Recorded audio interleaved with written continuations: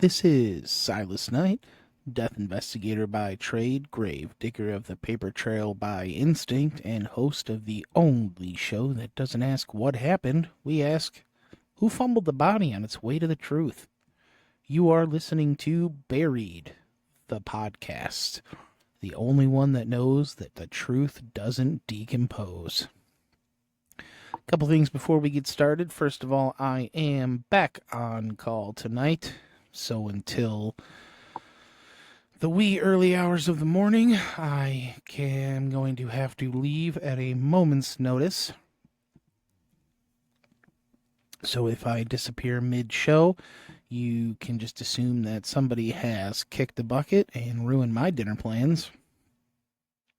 Before we get going here, just a few things from the morgue drawer. First, just want to remind everyone that my debut novel, We Are Buried Here Too, launches at midnight, June 1st. So just about 24 hours from now, I'm going to be logging on to Facebook to begin a midnight launch event live stream. If you haven't already, go ahead and look up Silas Night, Night. Head over to my Facebook page, and you can find the event and more information there. It is a modern kind of neo-noir. It is brutal, and it has more buried secrets than a county records vault after a fire. Paperback, hardcover, digital, all going to be dropping at the same time, midnight, June 1st. If you've been following this podcast or my Facebook page, you already know that the world I wrote in is fiction, but it is covered in the truth. The book follows a fictional person, Deputy Coroner Wade Steele, as he navigates kind of a high-profile case, all while coping with the weight and trauma of his job. It's got a lot of personal mental health struggles in there. It's got a lot of ways that I deal with certain types of scenes, parallels, things like that. The live stream, I'm going to be reading some passages from the book. I'm also going to be giving away some special editions of the book that come with a couple of other goodies, such as like an in-world case file, some shell casings from the shooting that Deputy Wade Steele is involved in the book. So definitely worth tuning in and checking out. And there's one more thing I was going to add to that. Nope, that's gone. And then merch store for Buried the Podcast is live. So if you want to show the whole world that you dig deeper, I'm going to put the link to the Teespring shop in the episode description. It is also going to be in the description of this episode, and which I think I just said. I meant the description of my YouTube. So if you go to my main YouTube page, it'll be there also. Got some t-shirts, sweatshirts, stickers. So just if you want to show your support, if you want to be part of the Decomp Crew, the ones that stay past the easy answers, who know that a closed case file does not mean justice, and for all of us who understand that silence from officials does not mean the questions are over. So if you are still here, ears open, pulse steady, welcome to the Decomp Crew. Visit Teespring, badge yourself in, and let's get started digging another one up. So tonight, we are going to turn our attention to the death of Lauren Smith Fields, a young woman with a bright future by all accounts, found dead in her own apartment after a first date. I'm going to switch up the format for this episode. In reading about this, doing the research, typically I focus on procedural errors by MEs, coroners, law enforcement, by action or by apathy. In this episode, the more I research this, the more I kind of realize it's already well known, the procedural failures. But I kind of wanted to fill in some missing pieces in this story as far as things I don't hear being talked about. So I'll do a brief case history, a brief overview. We'll talk about some of the big procedural errors that everyone is pretty much already aware of. And then I want to get into my theory of what I think probably is at play here, and then I want to go through some of the findings because I don't hear many people talking about the interpretation of these findings. So, gonna switch up like I said, the format a little bit. So, before we dive in, just want to remind everyone that I am Silas Night. I am a certified medical legal death investigator, currently working as a deputy coroner in a county unknown to you, and I'm not gonna say. So, I have been doing this job for years. I have seen every manner of death that there is: suicide, homicide, accident, undetermined. And for this episode in particular, not to stroke my own ego, but I think it's relevant information. I am certified in drug identification, drug recognition, field drug testing of narcotics. I have given presentations on fentanyl and other dangerous opioids, and it's really going to come into play for this case specifically. So, Lauren Smithfield's not a conspiracy theory. Let's exhume what was left behind. So, very briefly, as a case history, Lauren Smithfield is a 23-year-old college student from Bridgeport, Connecticut. Family and friends are going to describe her as independent, bright, and deeply loved by her family and friends. She was attending Norwalk Community College and had aspirations to either be a cosmetologist or work in the healthcare field. This varies by source, but those are the two ones that I hear repeatedly. The year is 2021. The date is December 11th. She meets with a 37-year-old man named Matthew LaFountain for a date they've arranged through the dating app Bumble. On December 12th, around 6 a.m., LaFountain claims that he found her unresponsive in her apartment, calls 911. Responders arrive, they pronounce her dead at the scene. LaFountain is not detained, questioned in depth, or treated as a person of interest. This is going to be quick and dirty on the case overview here, because it's a pretty recent high-profile one. So, Lauren and LaFountain meet for the first time on December 11th after chatting on Bumble. Surveillance video shows them entering the apartment around 9:30. LaFountain's statement says that they consumed tequila, played games, watched a movie. He claimed that she went to the bathroom and never returned. So the timeline of events gets a little shaky right here. Some sources claim that Fountain claims that she went to the bathroom and never returned. Some sources claim that she went to the bathroom and then returned, fell asleep. He carried her to her bed and then slept with her. So either way, he falls asleep either with her in the bathroom or her next to him. At some point in the middle of the night, around 1 a.m., he wakes up. He claims that he uses the restroom himself, hears her snoring, goes back to sleep, wakes up again at 6 a.m., finds quote-unquote blood coming from her nose, and she's unresponsive. Bridgeport police respond. They do not treat the apartment as a potential crime scene. Like I've said a million times, start from homicide and work your way down. So, given everything that is going on here, we have a strange guy who's just met this girl on a dating app. That 100% this should have been a homicide from the beginning, at least treated as such. So there is potential evidence that is not collected. So family would return to the apartment days or weeks later, find a condom, a pill capsule, and alcohol containers that are never submitted to the crime lab, let alone collected. There are no photographs taken while her body's there. LaFountain is allowed to leave with no forensic testing as far as DNA and toxicology.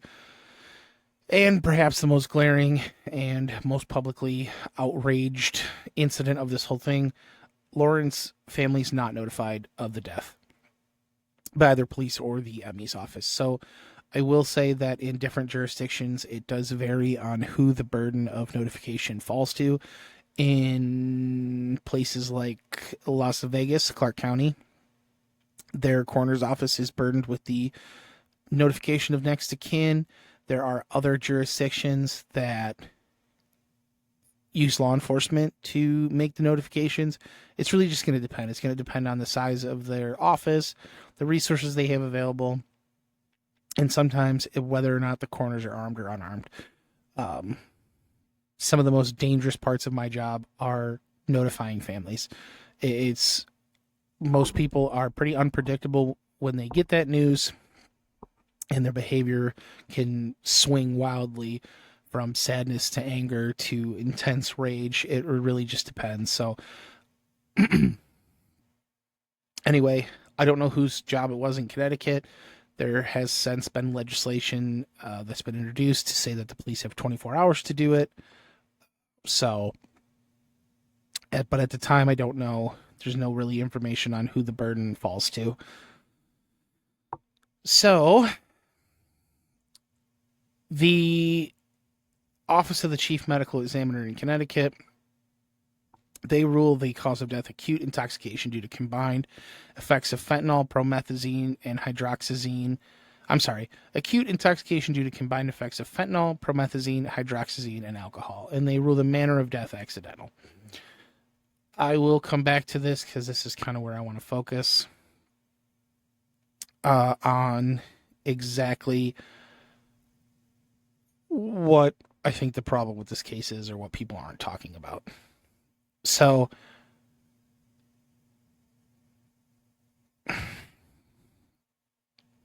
the family hires a lawyer because they're not happy with the accidental manner. There's a couple of detectives that are dismissed as far as their behavior and violating standards. And some of those lawsuits are pending. But basically the gist of this is she is ruled this accidental overdose. There's just a strange guy involved, and we're ruled an accident. So what I really want to focus on in this episode is kind of drugs and toxicology, or something that are near and dear to my heart for reasons unknown. There's just something that have always interested me, and something that I have always taken a particular liking to. So there's a couple things I want to go over in this case, and I don't hear these being talked about, and I don't know if it's apathy or if we're intentionally not talking about them because it's hard, or because we're just not smart enough as far as Connecticut law enforcement goes. But I'm going to go and just give you my overview of the substances that were found, because I think a lot of people don't really understand what these substances are. And hold on, I'm checking the call board right now. Something going on.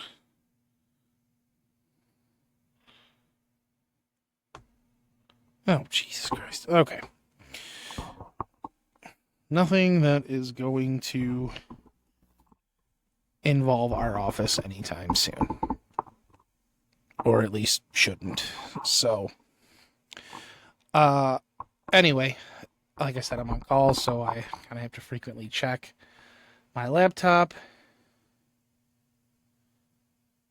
And there might be weird breaks like that, so I'm sorry, I'm back. So I don't really see this being talked about, and if I do see it talked about, I see it talked about incorrectly. So I'm going to go into the substances that were in her system, and then we'll go from there. So first and foremost, fentanyl. Everyone's heard this. It's in the political world. It's in pop culture. It's in the DARE program. It's like the boogeyman of our world currently. I'm going to run through what it is. So it is a synthetic opioid analgesic. It is typically used for pain management for severe or chronic pain or post-operative pain, and it's typically prescribed in microgram doses. It's 50 to 100 times more potent than morphine, depending on who you ask.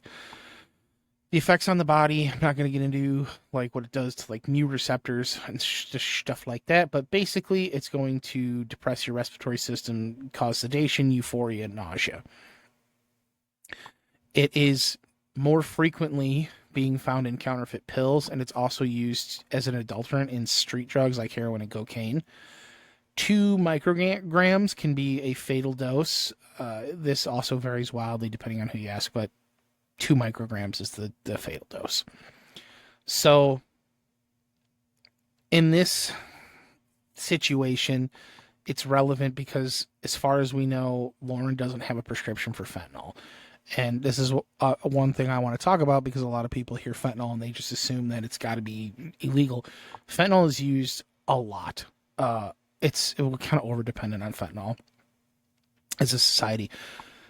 There are a lot of different versions and variations of fentanyl. Some are more potent than others. There is fentanyl that's used during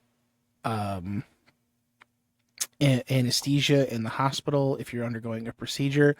There is fentanyl that's used in transmucosal lozenges or transmucosal sprays. And then there are patches you can put on that are not over the counter, but they're prescription. You take them home, you use them. And then fentanyl goes all the way up to like carfentanil, which is not recommended for use in humans or animals under 15,000 pounds. They use carfentanil to sedate elephants and stuff like that. So there's a lot of different levels, variations, derivatives, analogs of fentanyl. So Lauren, and as far as we know, the Fountain do not hold a prescription for fentanyl or a fentanyl adjacent substance. So obviously, big red flag there. We don't expect to see fentanyl in her system. Promethazine. This is, I hear some people talk about these and they just kind of say the words. But this is the mix of the mix, how I'm kind of mixing up the show tonight is I'm going to explain these drugs to you because I think everyone needs a better picture. So promethazine is a first generation antihistamine, basically an H1 receptor blocker. This is used typically for allergies, nausea, motion sickness, some sedation, and it's used as an adjunct in anesthesia. Recreationally, promethazine does show up as a recreational drug. It's typically mixed with codeine and cough syrup in soda to create lean or purple drank. So there's no racial undertones here. I'm just telling you from a drug identification expert or whatever you want to call me, or a drug recognition person who's trained in that. These are the street names for these things. So promethazine does show up recreationally. So these sometimes have been touted as like these drugs that like never would be taken, but there is a possibility. I don't believe that codeine, cough syrup, and soda would have been a concoction that Lauren would have ingested because I would have expected to see codeine in the toxicology. Now, I haven't seen the toxicology report, so I don't know. But if they're not adding it in as part of the mixture, then I'm assuming that it wasn't present. But promethazine is a central nervous system depressant. It can cause drowsiness, disorientation, and it too can cause respiratory depression. So if you mix it with opioids or alcohol, the effects are intensified, which she had both in her system. Once again, no legitimate prescription for promethazine is found for Lauren, and I do not think that the Fountain was ever really investigated to the point where we can confidently say he didn't have one. Hydroxyzine, also an antihistamine. It's also, I'm going to butcher this word. I can never say it. And anxiolytic. I hate that word. Basically, it's used for the treatment of anxiety, tension, preoperative sedation, and allergies. So there was a study in Sweden that was conducted, and it was found to be used as a cutting agent or an adulterant for cocaine. It does have sedative properties, and I'm going to go into this a little bit more.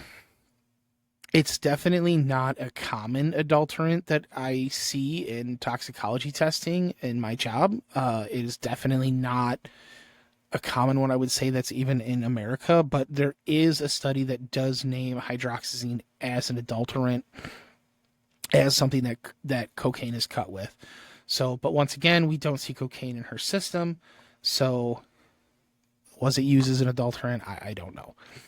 It can also cause drowsiness, confusion, and impaired motor function. Um, and then the big thing is it potentiates the sedative effects of promethazine and fentanyl. So hydroxyzine might be used in some situations to soften a drug cocktail or to increase the level that someone is sedated. But bottom line is, in conjunction with promethazine and fentanyl, it's even more dangerous. And then good old fashioned alcohol, ethanol, we know what that is. It's a CNS depressant, central nervous system. But in this situation, it's important because it enhances the sedative effect of opioids and antihistamines, but it also enhances the respiratory depressing effects of opioids and antihistamines. So I've heard people talk about, like, she didn't do drugs, she didn't drink that much, she didn't.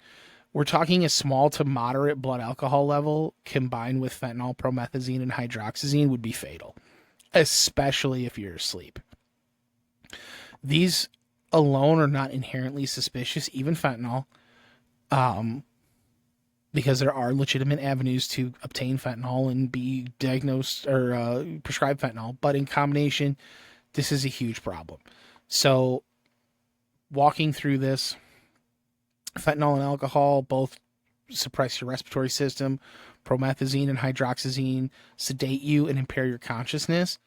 All four together, extreme high risk of an overdose, especially if the person who's consuming it is unaware that they're consuming it. None of these drugs were prescribed to Lauren that we know of. She does not have a history of illicit drug use. There is no drug paraphernalia matching these substances on scene, at least none that was ever publicly confirmed. LaFountain is never drug tested, and we never ever find out if the ingestion of these substances was voluntary or involuntary. So here's where I'm going to interject what I think is probably the most likely scenario here. So there is something called, and I'm going to just throw a warning out here because I'm going to use some proper terminology, but it's going to be some terminology that might trigger some people, especially if you have any prior experience or I'm just gonna, okay. So there's something called DFSA, and if you know what that is, then here's your trigger warning. If you don't, Google it real quick, and I'll give you a second to find out if you actually want to continue listening to this next part. So it's DFSA, Delta Foxtrot Sandbox Apple. I know, I just totally did that on purpose.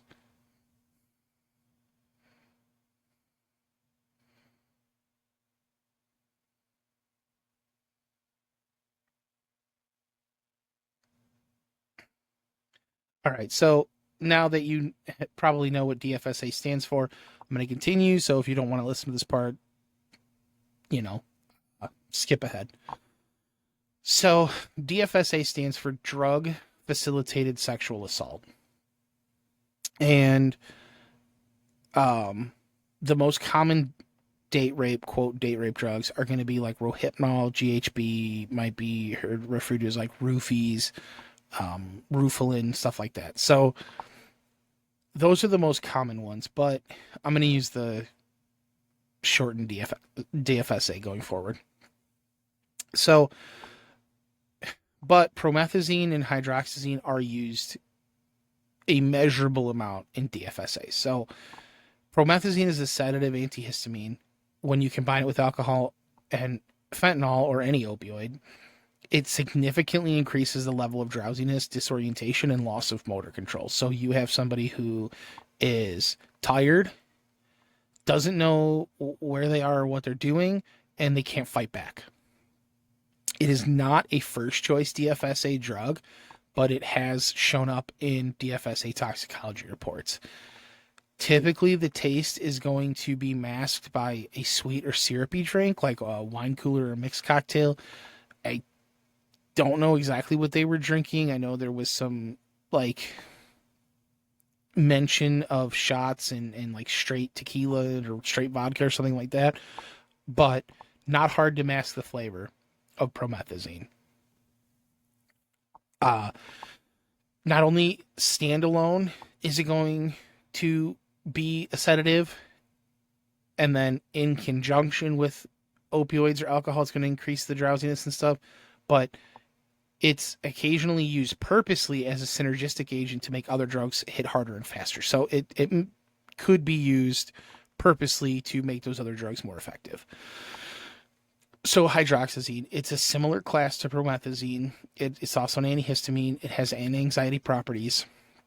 This one's going to cause sedation, confusion, blurred vision, and difficulty concentrating.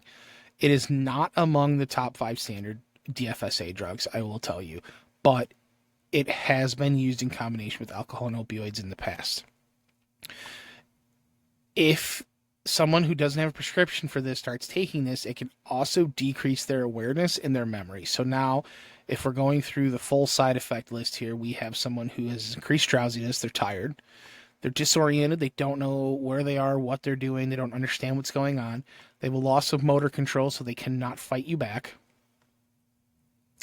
They have a decreased awareness of what's happening around them, and they have a decreased chance of remembering the situation.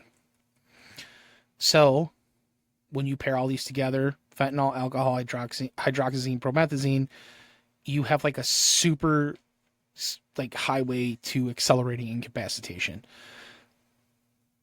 These are not classified as classic DFSA drugs, but this combination for me and knowing what I know is incredibly suspicious if these are not accounted for by a prescription. These sedatives don't typically appear together. Typically, you're not going to be given hydroxyzine or promethazine together.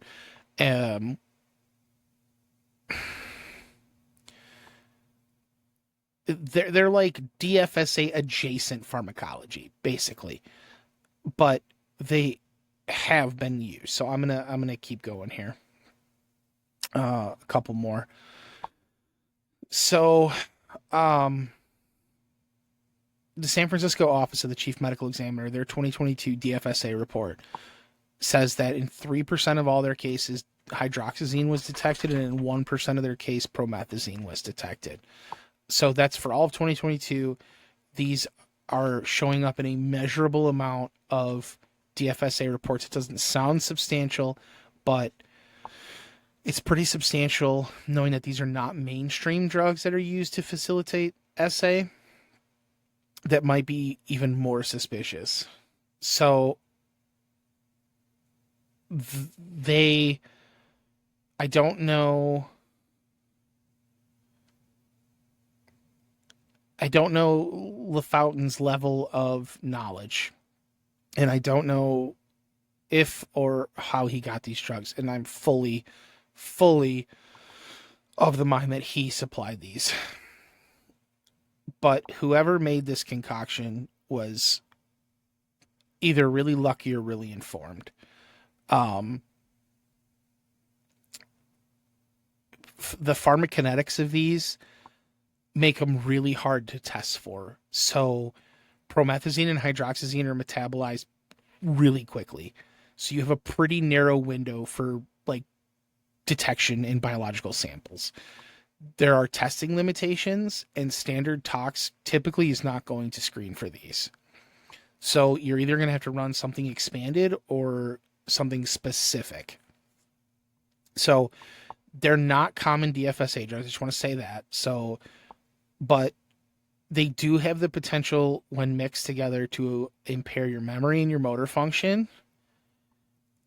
And just because they're used less frequently, this kind of underscores the importance of like comprehensive toxicological screening, because if they're used so infrequently, but they are used and they do create this effect, I think it's incredibly suspicious in this case. And my belief is that LaFountain either bought this concoction or concocted it himself as a way to commit a DFSA. So I haven't really heard that theory pushed, but I do believe that that's what happened, especially in this case. So, and no one else is going to understand this, but to that one special person out there, you are not interrupting. And you know who you are. So, this kind of brings me into the next segment of what is found. So, the family says that they return to the scene. The cops don't collect shit because they suck. But the family describes blood on the bed sheets. Now, I was able to find a screen capture of like a news story that featured a picture of this. It's not a whole lot, and it's probably more what I would have called purge, or in this case, what I believe that this fluid or substance is I believe that this is a foam cone from an opioid overdose, and I'll explain what that is. So a foam cone, so it depends where you are in the country and how professional you are. We typically refer to them as foam cones. You can call them foam columns or frothy exudate if you're a real jackass. But you end up with this. It's a visual forensic finding where a white, typically they're pinkish. I've never seen a truly white one. They're usually pink. It's like a frothy fluid, and it comes out of the nose and or the mouth, typically and. So nose and mouth. And it's a really commonly associated with opioid overdose. It's not exclusive to opioid overdoses, I just want to say. So here's how it works. So respiratory depression occurs when you have an opioid like fentanyl in your system. It suppresses the respiratory centers in your actual brain stem, which slows your breathing down or stops it altogether. When that happens, you get what's called hypoxia, which is a really fancy word for oxygen deprivation, and you get a negative intrathoracic pressure. So what this does is it causes fluid to leak from your pulmonary capillaries into the alveoli. And then that manifests a condition called non-cardiogenic pulmonary edema. What this mixture is it's a fluid of water, surfactant, plasma proteins, and sometimes blood. And then the aeration occurs because you are gasping for air, like you have gasping or snoring agonal respirations.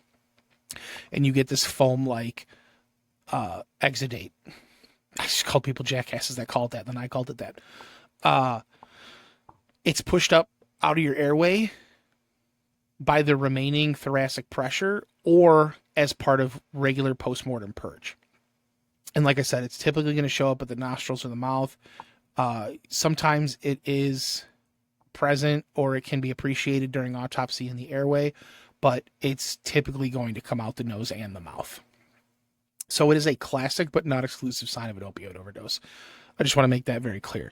It's not exclusive, but I will tell you it is incredibly prevalent in deaths involving fentanyl and heroin. So, and then also it can be found in like polypharmacy cases with other depressants. So it is highly suggestive.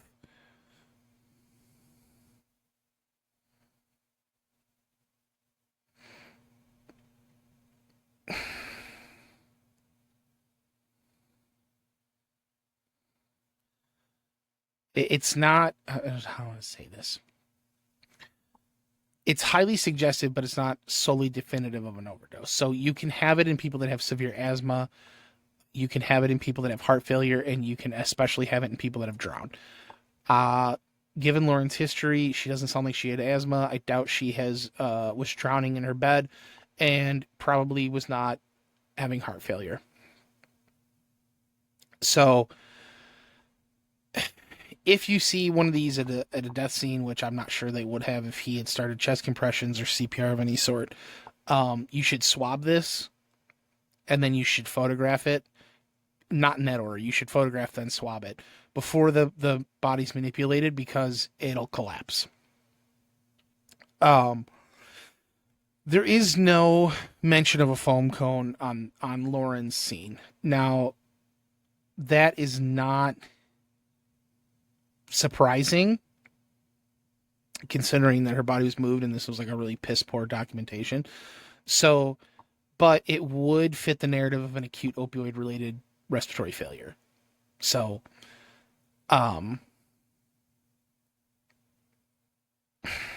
it would have been nice to know, because it can kind of give you a time of death estimation. The foam degrades post-mortem and disappears with movement. So the stain on the sheet, I think, is probably either purge or foam cone, or a combination of both. I don't really hear that theory being pushed, which is wild, because that's, like I said, like I for me, and just my kind of background with drugs of abuse, common drugs of abuse, but also kind of like uncommon drugs of abuse, that to me looks like a DFSA combination. That is immediately what I would assume happened, or would be suspicious of, if I got those toxicology results back. So, going into the medical examiner's ruling, I 100% agree that if those substances, promethazine, hydroxyzine, fentanyl, alcohol, were all present, that is probably her cause of death. 1,000%. That is a deadly combination. I do not really agree with accidental, but just so everyone knows, there is a precedent out there that if, from the National Association of Medical Examiners name, they do have a guideline that overdose cases typically do default to accident. However, that's only if there's no evidence of suicide or homicide. Suicide or homicidal intent. So in this case, there is no evidence of suicidal or homicidal intent, because nothing was collected. Nothing was investigated. So I don't necessarily fault the ME's office for falling back on accident, because that's technically the guideline. But you should be smart enough to know that it's undetermined for a manner. So I just...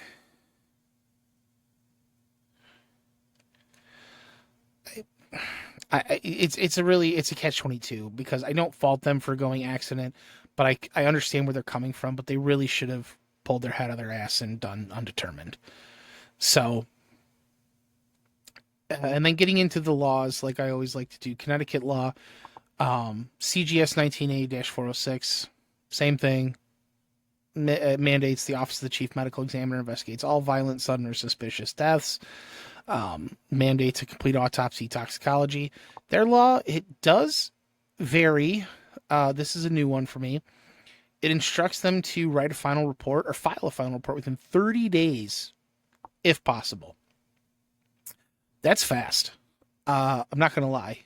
I don't know if Connecticut uses their own state crime lab. Or I'm sorry, I don't know if the medical examiner in Connecticut uses their own lab, like in-house, or if they use a state crime lab. I know that most people use national laboratories, like, what's the Axiom? I feel like that's a body cam. Axiom? Axiom. There's a couple. There's Axiom. There's NMS. There's a couple national laboratories that are pretty popular that most people use because state crime labs are dog shit. So, uh, but it can take like 6 weeks to get toxicology back from like a national laboratory. So, I would be interested to know if they use their own in-house lab because 30 days is super fast. Lauren's case, the report comes out 44 days later, which is pretty quick. I'm actually not mad at that. So, the Emmy doesn't know about the things that were missed at scene. So there's a condom that's allegedly found with semen in it. There's a sedative pill. I agree that with those pieces of information, the accidental is a jump to conclusions. If you're in the dark about that, if law enforcement is not communicating with you, you have to go on the information that is provided, which the initial information provided would be that she took these drugs recreationally. Then they're going to fall back on uh, accident. So just a little insight into where that possibly came from. I don't believe that the Connecticut ME's office is doing anything malicious. I think they're following standard best practices. Unfortunately, I think they were ill-informed when they did. So once the ME in Connecticut concludes the cause, they file a death certificate, and that's dictated by statute. So here's the thing. Connecticut does not rule, prior to this case, specifically has no rules on how quickly the family must be notified. Since this case, there's been a bill that's been introduced to require a notification within 24 hours after discovery. But there was nothing before that. Typically, you want to notify immediately, as quickly as it's reasonable to do so. So there's a lot of factors that you have to bring in when you're considering a next kin notification. There's in-person notifications. There's notifications via like a partner, outside assist of a different agency. So if I was to call to a different state, I would have their local police or sheriff's office, whatever they have, go to the next of kin's house and attempt a notification. It depends. The burden of notification does not always fall on law enforcement. Sometimes in places like Clark County, Nevada, I think I already talked about this, it is the ME or coroner's office that has the burden of notification. So there's a lot of factors involved in notifying next of kin, their location, their age, obviously time of day, things like that. I've had family that are overseas, so they are on very large time differentials. So the communication, the initial communication has to take place while it's very late here or very early there or vice versa. And there's really no crossover of like a median time. So, and when I say take into account their age, sometimes the only relative people have is 80 years old and in a nursing home. And you got to be very sensitive when you make those next of kin notifications, because we don't want to turn one scene into two by letting the family know and then they have a heart attack and die. So Bridgeport Police does not, I couldn't find a specific guideline for their notifications, but the mayor does end up coming out publicly and say that there needs to be a change in the policy, but also Bridgeport PD suspends the detectives involved for, quote, failure to follow policy, police policy and sensitivity. So obviously there was some policy in place and they did not follow it. So another big lapse in procedure, the FBI crime scene manuals say that this scene needs to be secure and controlled. Nobody in or out after you're called, after you show up. There should be backup called, a supervisor called, CID or detective bureau called. Doesn't really seem that this happened in this case. It looks like it was kind of laissez-faire and they let Little Fountain kind of wander around and then leave. There should have been a full walkthrough. Definitely notes for this one, 100% sketches for this one. Photographs of the scene are just a duh. There's really no crime scene photos or diagrams from this call at all. So, not to beat a dead horse on all this stuff, it's all stuff we've talked about before. Um, Toxicology experts recommend blood, urine, vitreous humor. We don't know if this was done because the tox report is not public, but we can assume some sort of biological testing was done because we have the results we have.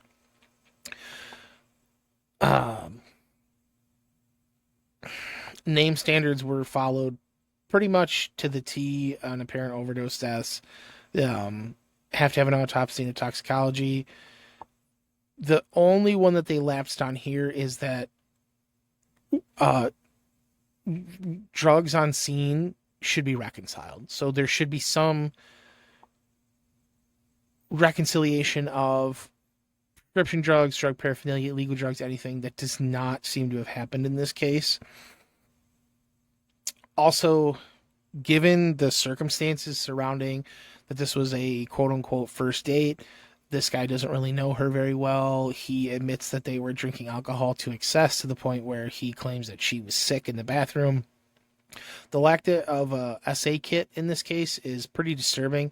Unless they did a post-mortem SA kit and they're just not telling anybody, it seems pretty strange that that would not be a standard practice in this. I don't know what the Connecticut ME's threshold for completing an SA kit is, but I'll tell you what, mine's much lower than this. So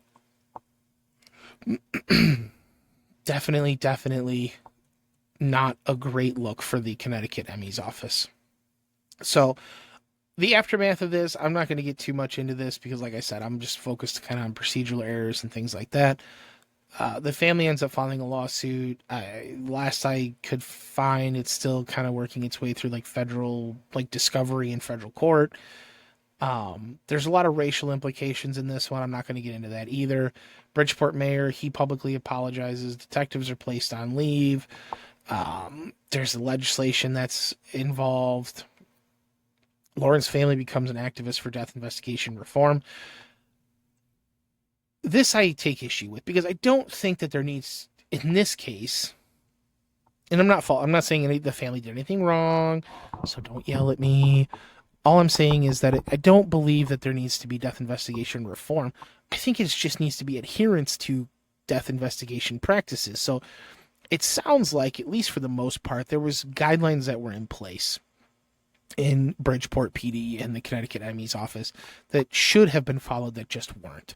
So I'm not so sure that we need reform in death investigation. I think we need an adherence to the policies and also just people who give a shit. So her family, they emphasize that every victim has a right to a proper investigation and transparent communication. They're 100% right.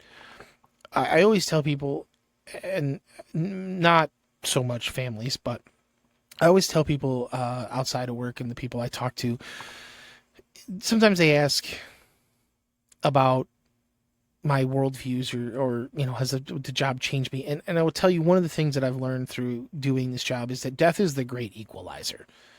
So there's two phrases I really, really like. One is Latin. It's Ominous Una Mane Nox, which is one night waits for us all. And then there's no matter one's status, the dance of death unites us all. These are the two truest things that I think have ever been spoken. Death is the great equalizer.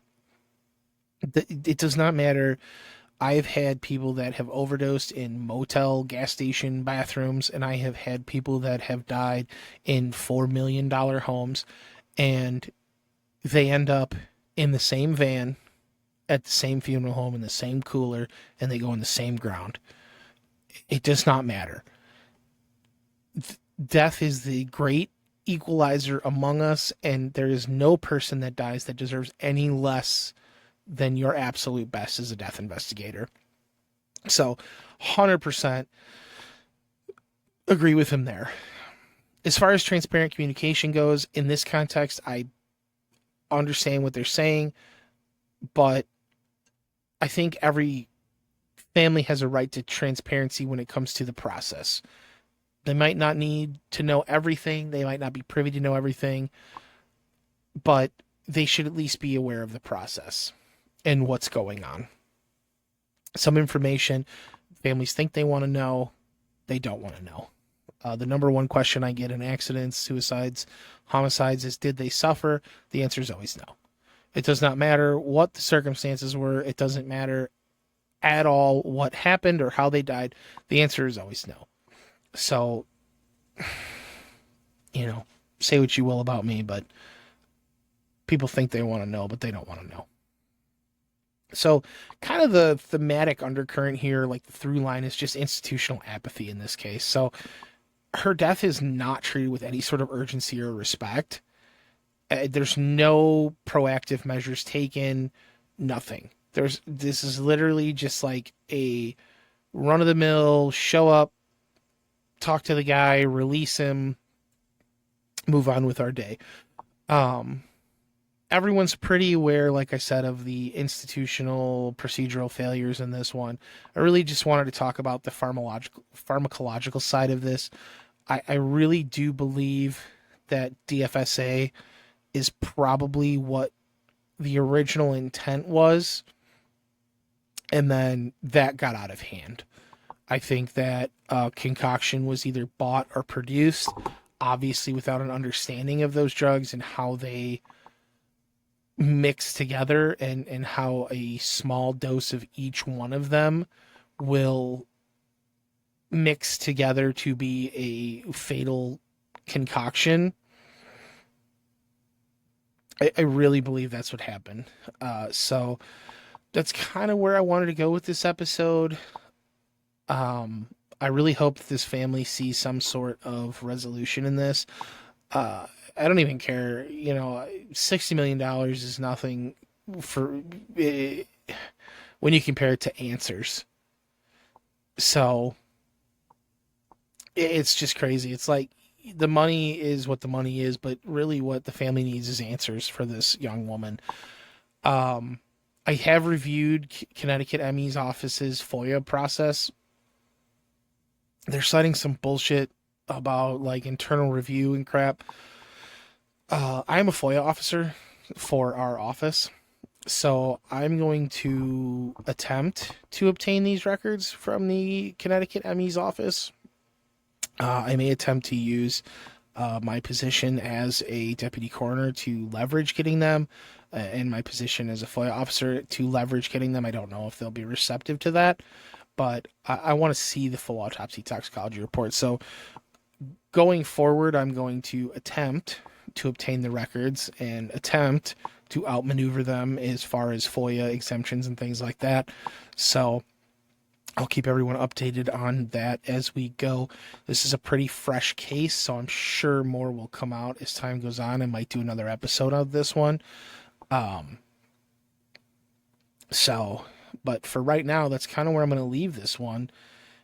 Definitely a strange case, weird character, weird circumstances, a very strange toxicology report that doesn't seem to be getting the attention that it needs.